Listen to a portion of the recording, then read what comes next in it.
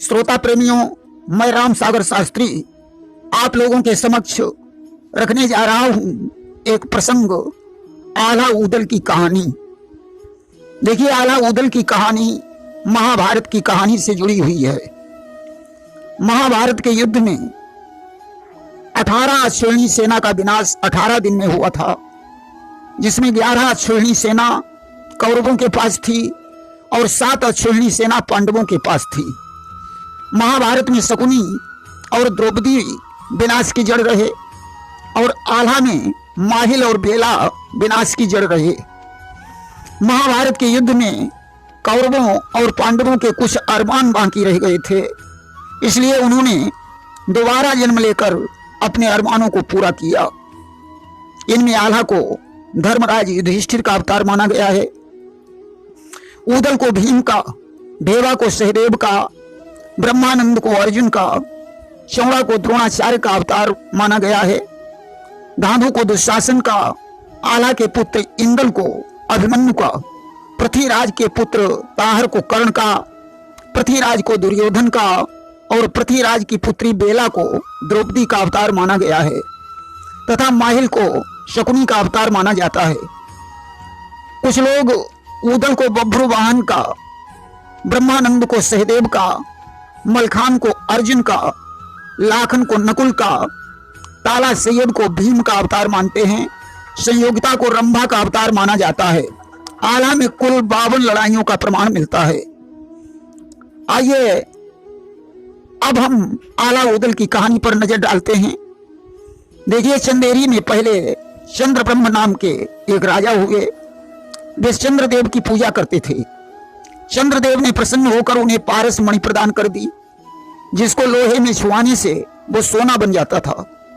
राजा चंद्रब्रह्म इस तरीके से लोहे को सोना बना लेते थे और उस धन को यज्ञ के कार्य में खर्च कर देते थे। गोस्वामी तुलसीदास जी ने भी मानस में एक चौपाई लिखी है कि 60 सुधरई सतसंगति पाई, पारस परसी कुधात सुहाई। इसीलिए आला में कहा गया है कि पारस बटिया है मोहे मां, लोहा स्वत सोन हुई जाए। राजा चंद्रब्रह्म के मंत्री का नाम चिंतामणि था। इस प्रकार राजा चंद्रब्रह्म ने बहुत दिनों तक शासन किया। इसके बाद उन्हें वैराग्य उत्पन्न हो गया। अपने पुत्र वीर ब्रह्म को उत्तराधिकारी बनाकर वे भगवान का भजन करने के लिए चले गए कि वैराग्य सताया राजा को, घरबार छोड़ प्रस्थान किया, सब छोड़ राज पद की ममता, प्रभु के चरणों का ध्यान किया। अब राजा वीर ब्रह्म ने बड़ी ईमानदारी के साथ शासन चलाया। वीर ब्रह्म के बाद शासन की बागडोर सूर्य ब्रह्म के हाथों में पहुंची। सूर्य ब्रह्म भी प्रतापी राजा हुआ, जो भगवान सूर्य की पूजा किया करता था। उसने एक सूरज कुंड का निर्माण करवाया। इसके बाद मदन ब्रह्म राजा बने। उन्होंने बड़ी धर्मनिष्ठता के साथ राजकाज देखा। मदन ब्रह्म के बाद कीर्ति ब्रह्म ने सिंहासन संभाला। कीर्ति ब्रह्म ने कीरत सागर का निर्माण कराया। राजा कीर्ति ब्रह्म के घर में परमाल का जन्म हुआ। राजा परमाल बड़े वीर और प्रतापी राजा थे, जिन्होंने अनंगपाल जैसे राजाओं को जीतकर अपने बस में कर लिया और अपने गुरु अमरनाथ के सामने खाना समुद्र में फेंककर कसम खा ली कि आज से मैं कभी हथियार धारण नहीं करूंगा। दशराज और वत्सराज का जन्म वन में हुआ था, इसीलिए उन्हें बनाफर कहा जाता है। राजा परमाल उन्हें वन से उठा लाए, उनका पालन पोषण किया, अपने यहाँ नौकरी दे दी। परमाल के वंश में चंपावती का जन्म हुआ था, जिसका विवाह राठौर वंशी राजा कनवज के साथ हुआ, जिनके नाम पर कन्नौज को कनवज कहा जाता है। राजा कनवज के 2 पुत्र थे, जिनका नाम जयचंद और रतिभान था। उन्हीं दिनों महोदय में राजा वासुदेव राज्य करते थे। वासुदेव के 2 पुत्र थे, माहिल और भूपति। मलना, दिबला, तिलका, बिरमा और ब्रह्मादे उनकी 5 पुत्रियां थीं। एक बार दिल्ली के राजा अनंगपाल और कन्नौज के राजा के बीच युद्ध हुआ। अजमेर के राजा सोमेश्वर ने अनंगपाल की सहायता की। इस पर प्रसन्न होकर अनंगपाल ने अपनी पुत्री कमला का विवाह सोमेश्वर के साथ कर दिया। कमला का दूसरा नाम इंद्र कुमारी था, जिससे पृथ्वीराज का जन्म हुआ था। इंद्र कुमारी अपने पिता के घर में रहती थी। जब वह गर्भवती थी तो किसी संत ने अनंगपाल को बताया कि इस बच्चे का तुम्हारे घर में जन्म लेना तुम्हारे लिए घातक है।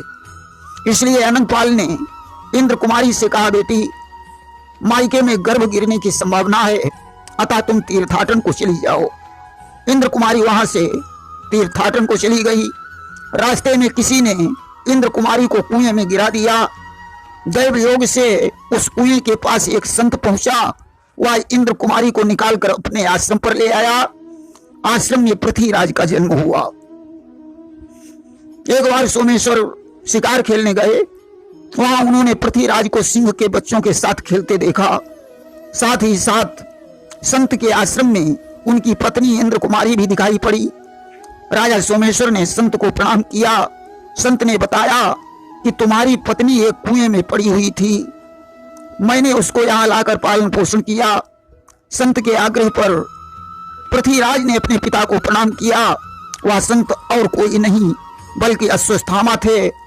उन्होंने उस बच्चे को अर्धचंद्र, बाण और धनुष प्रदान किया तथा उसे शब्द भेदी होने का वरदान दे दिया।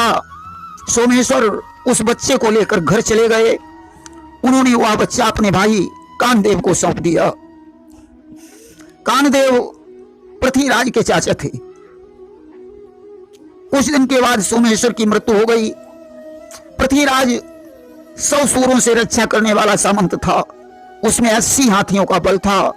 उसकी सेना में 108 सामंत, 1600 सूर और 10,000 योद्धा रहते थे। देखिए, दिल्ली के राजा अनंगपाल की एक पुत्री कन्नौज में और दूसरी पुत्री अजमेर में थी। अनंगपाल राजा जयचंद के नाना लगते थे। इतिहासकारों का ऐसा भी मानना है कि अनंगपाल ने पृथ्वीराज को गोद लिया था और दिल्ली का राजा बना दिया। इसीलिए पृथ्वीराज और जयचंद के बीच वैमनस्यता बढ़ गई। जयचंद और पृथ्वीराज एक ही वंश के थे। दोनों मौसेरे भाई बताए जाते हैं। इधर राजा परमाल ने मलना को प्राप्त करने के लिए महोबे के राजा वासुदेव पर चढ़ाई कर दी। राजा वासुदेव और भूपति दोनों परमाल के हाथों से मारे गए। परमाल ने महोबे पर अधिकार कर लिया। माहिल उरई को भाग गए। कुछ इतिहासकारों का विचार है कि परमाल ने वासुदेव को बंदी बना लिया और मलना के साथ विवाह कर लिया।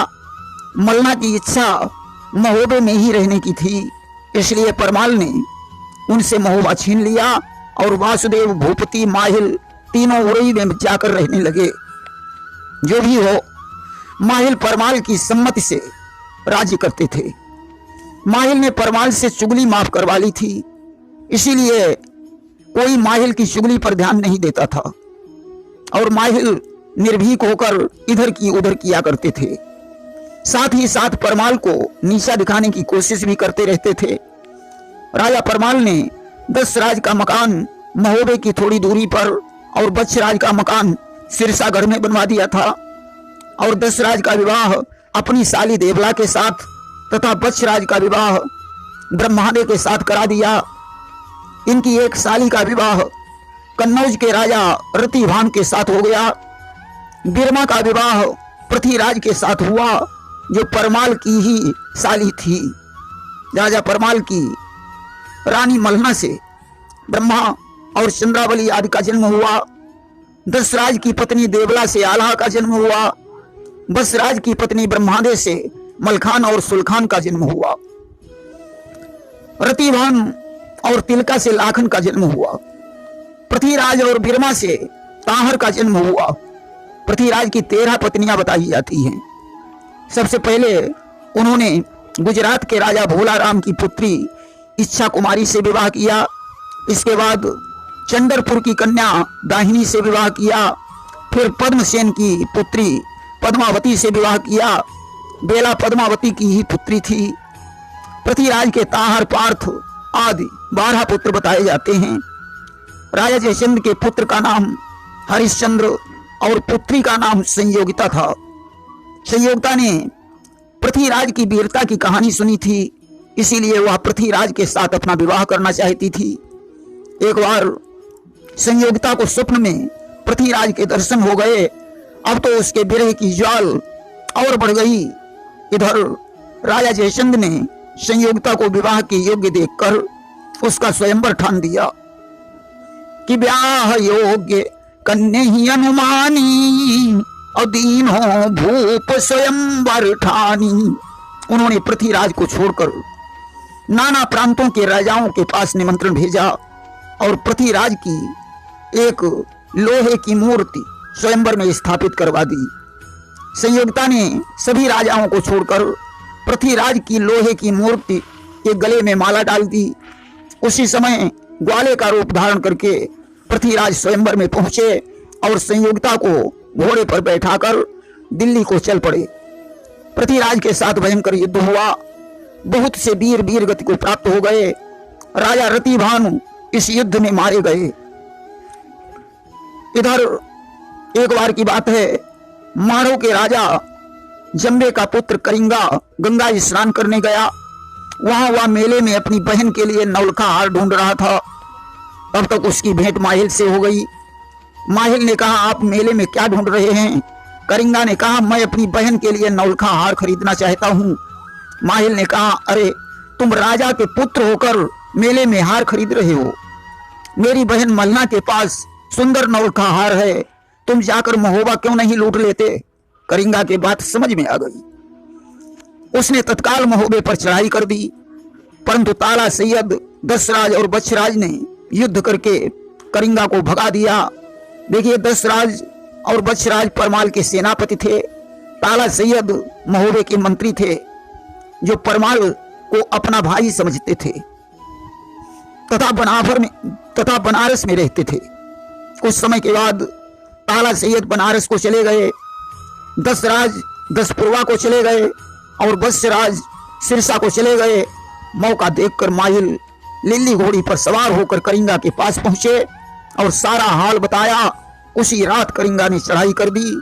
सोते हुए दशराज और बच्छराज को कैद कर लिया। दिबला के गले से नौलखा हार उतार लिया। पचसावद हाथी, पपिया घोड़ा, लाखा पातुर आदि को लूटकर मारो को चला गया। दशराज और बच्छराज को करिंगा ने कोल्हू में पिरवा दिया और उनके शीश काटकर बरगद में टांग दिए।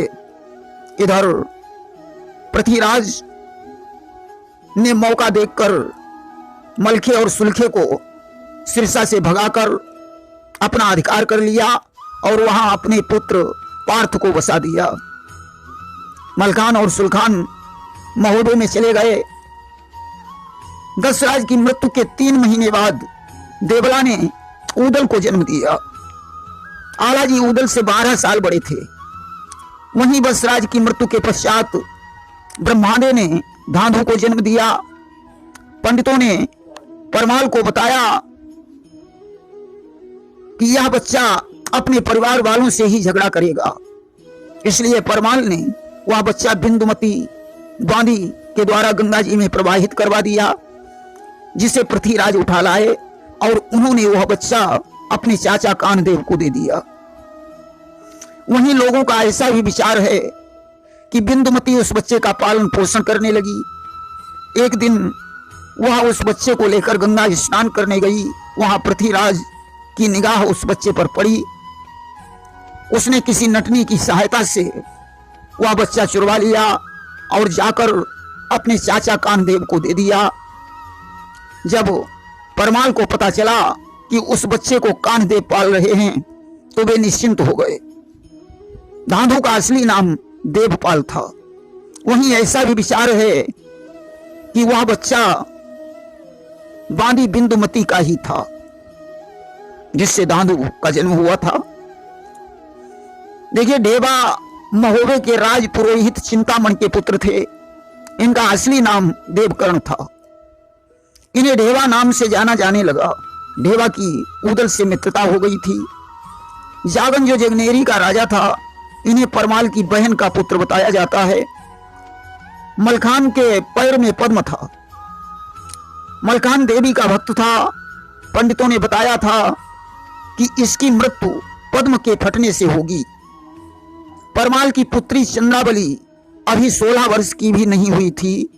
तभी बौरीगढ़ के राजा सूरजमल ने महोबा घेर लिया। परिणामतः परमाल को चंद्रावली के साथ विवाह करना पड़ा, क्योंकि परमाल उस समय हथियार न उठाने की कसम खा चुके थे। इसीलिए मल्ला ने कहा अब तो विवाह करना ही ठीक होगा। बबरीगढ़ से बारात आई और राजी खुशी से चंद्रावली का विवाह सूरजमल के साथ कर दिया गया। इसके आगे का प्रसंग हम आपको भाग 2 में सुनाएंगे। प्रेम से बोलिए वृंदावन बिहारी लाल की जय।